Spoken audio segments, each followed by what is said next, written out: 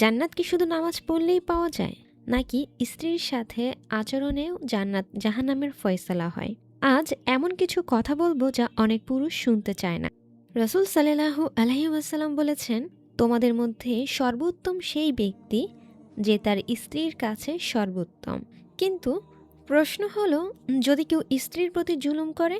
স্ত্রীর ওপর জুলুম করলে পুরুষের জান্নাত বিপদে পড়ে।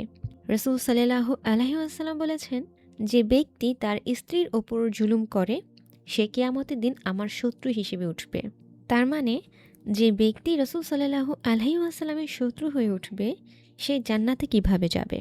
স্ত্রীর হক নষ্ট করলে সে কখনো জান্নাতে যাবে না, যা নামাজ রোজাও কাজে আসবে না। স্ত্রী শুধু রান্নার মানুষ না, সে একটি পুরুষের আমানত। যে পুরুষ স্ত্রীর সম্মান ভাঙে, মনে কষ্ট দেয়, ভয় দেখায়, অপমান করে, তার ব্যাপারে আল্লাহর জিজ্ঞেস করবেন। স্ত্রীর চোখের পানি আল্লাহ তাআলার আরশ কাঁপিয়ে দেয়। রাসূল সাল্লাল্লাহু আলাইহি ওয়াসাল্লাম বলেছেন, মুজলুমের দোয়া ও আল্লাহর আরশের মাঝে কোনো পর্দা নেই। পবিত্র আল কোরআনে মহান আল্লাহ তাআলা বলেন, তোমরা তোমাদের স্ত্রীদের সাথে সুন্দরভাবে জীবনযাপন করো।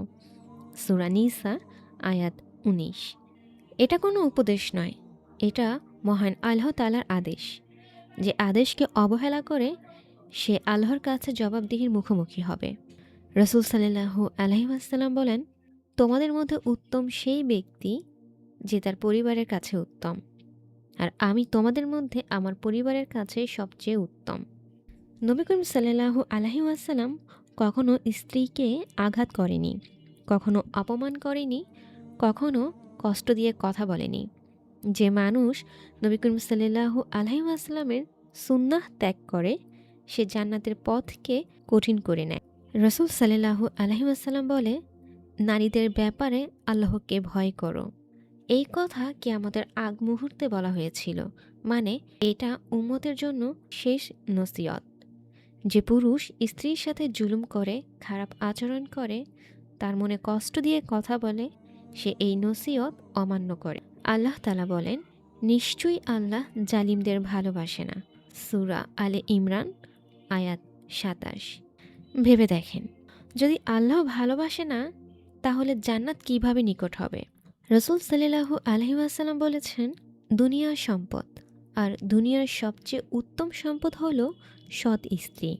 সেই স্ত্রী যদি কাঁদে, অবহেলিত হয়, অপমানিত হয়, মনে কষ্ট পায়, তাহলে সে সম্পদ নয়, সে স্বয়ং মহান আল্লাহ তাআলার আমানতকে নষ্ট করল। রাসূল সাল্লাল্লাহু আলাইহি ওয়াসাল্লাম বলেছেন, তোমাদের মধ্যে প্রত্যেকেই দায়িত্বশীল, আর প্রত্যেকেই তার দায়িত্ব সম্পর্কে জিজ্ঞাসিত হবে। স্ত্রী তোমার দায়িত্ব, তার চোখের পানি, তার চুপ থাকা, কষ্ট সব আল্লাহ দেখেন। আজ যদি তুমি তোমার স্ত্রীর ব্যাপারে শক্ত হও, কাল কবরে প্রশ্ন কঠিন হবে। আর আজ যদি নরম হও, আল্লাহ তোমার জন্য জান্নাত সহজ করবেন।